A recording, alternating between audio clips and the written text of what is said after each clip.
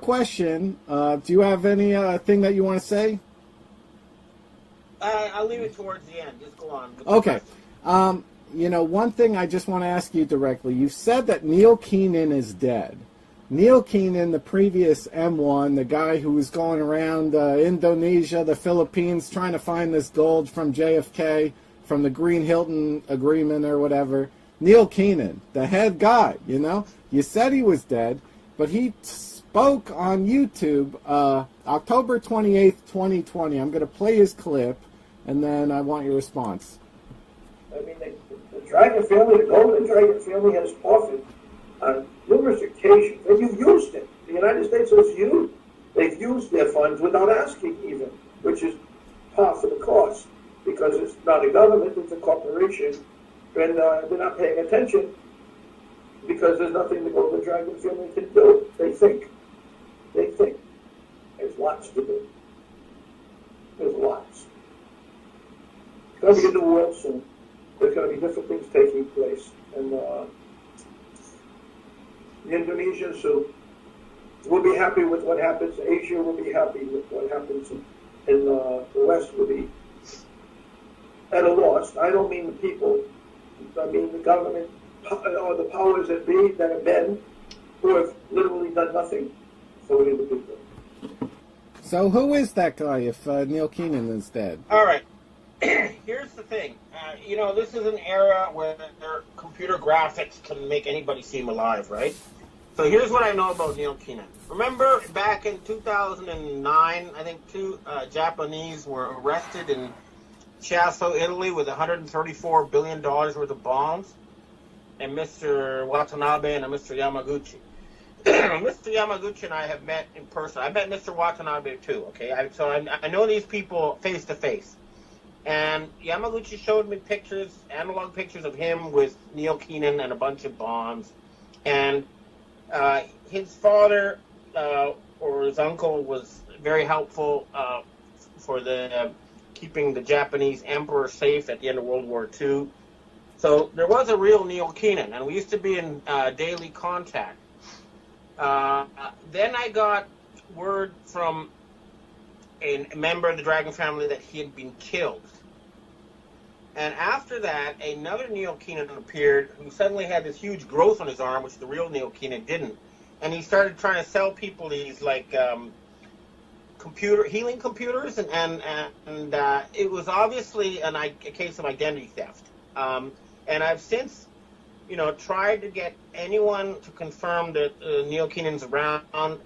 For example, someone in the CIA who is completely fluent in Indonesia, has been there 20 years, said there's no record of him visiting Indonesia. So these people, they not only do they kill people, they then steal their identities. The same thing happened to Jane Burgermeister, who exposed that they were putting bird flu in vet and started court cases. She was killed, and her colleagues came and said that she was killed, and then someone popped up assuming her identity and saying totally different things. That's why I want people to watch carefully Donald Trump to make sure it's still the real man and they haven't replaced him with somebody who suddenly says, oh yeah, actually Joe won and we're just going to have to roll over. You know what I mean? So it's very important to have genuine human contacts. So, for example, you, Mr. Hollenberg, I haven't met you, but you have sent me by snail mail physical stuff that confirms you exist. We need that in these days in order to, fight this basically an artificial intelligence. I mean, and that can create people on computer screens that look as real as possible, and only slightly alter what they say just to insert the little bit of disinfo they need us to swallow. So we have to be very careful. And at this point, like I said, the Russian FSB thinks that we're going to have to temporarily shut down both the internet and the wireless networks in order to cripple this AI before we can liberate humanity. That's not me saying it. I'm telling you what I'm hearing from the Russian FSB, and they might be right. A 10-day shutdown?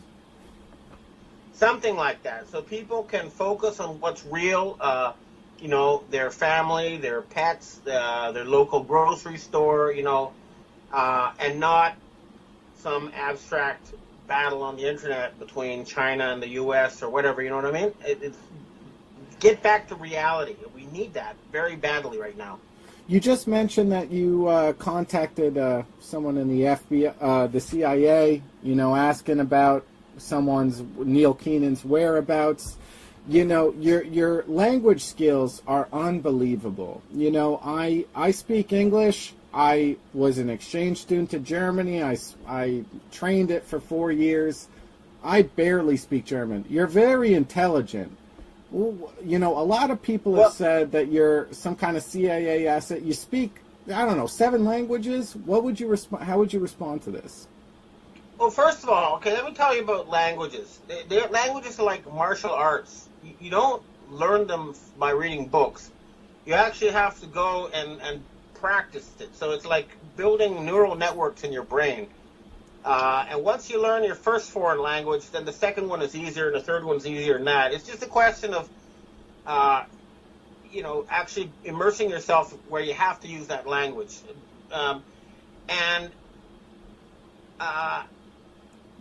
are a lot of people out there who speak lots of languages. I'm not particularly unique in that aspect. And the other thing is that we all need to be humble and concentrate on the greater good. That's why I really don't like being flattered. I prefer to focus on,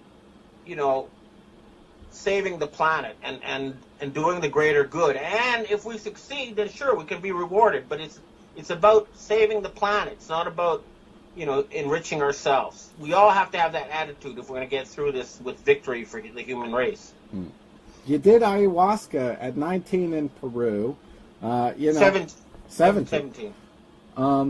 How did that change your life? Because I see that you're so focused. The only story you follow is the liberation of the planet. Is that where that started? It started before that. When I was a kid, in Mexico, I saw these poor, starving kids and these mangy dogs, and I think, why is that allowed to exist? But the thing about going to the Amazon was that I wanted to escape from civilization. It's just like a fish does not know water exists until it jumps, right? So I figured in order to study civilization, I need to get out of it. So when I get out of it and I'm in the Amazon, what we see is this giant monster that's destroying the forest, leaving behind shanty towns in its wake, ruining people's living standards, and it's like this incredible, all-consuming monster that's destroying the planet. And that's what the perspective I got by getting out of civilization and living in the nature. But then I realized that, you couldn't escape. You had to go in there and fight to turn civilization around, to make it something that's beneficial for the planet, not harmful to the planet. But I think being in the nature and realizing that it was being destroyed by civilization was, the key for me deciding to fight this battle I'm fighting together with all the rest of us. Because you were living in harmony with nature, and you realize if you just listen to what it wants, you can have a mutually beneficial relationship. I always, when I'm with a girl, I vacuum the stairs. Let me say this. I make sure, I'm in good balance with my surroundings. Yeah, it's really, it's about, you don't want to kill the goose that lays the golden eggs. And that's the natural world. That's what created us, and that's what keeps us alive, and we need to be good stewards of the planet, and we haven't been. Any predictions coming up? What do you see is going on for us? My sources are telling me that between January and March of 2021 is going to be very, very crucial, and everybody needs to do what they personally can. We don't need armchair warriors. It doesn't have to be a big thing. If it's it could just be whatever you can do locally, but everybody needs to get active. We're going to win this war, but it's not going to happen if we all sit back in our couches and just watch our screens. Okay, thanks for having me on. But there's a lot more going on. I'll be talking with the Dragon family people tonight, and I do keep in touch with all sorts of people representing powerful groups, including the British Commonwealth, the Russian FSB, the CIA, the Pentagon, the Asian secret societies.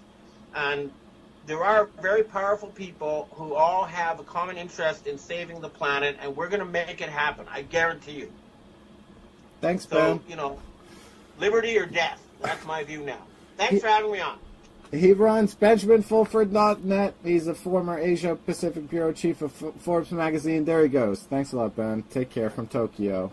I would urge you to go to erichollerbach.com. Watch my free dirty specials on YouTube. Always a pleasure to talk to Ben Fulford. What are you doing, America? What are you doing? I know you come to podcasts for answers. I have too. But we all have to stop what's happening together. We all have to stop the billionaire class from controlling our whereabouts from a distance with supercomputers, changing our moods with directed energy weapons, and find out what you want in this planet. What you're after is not part of your will. If it's being implanted on you, you got to fight back.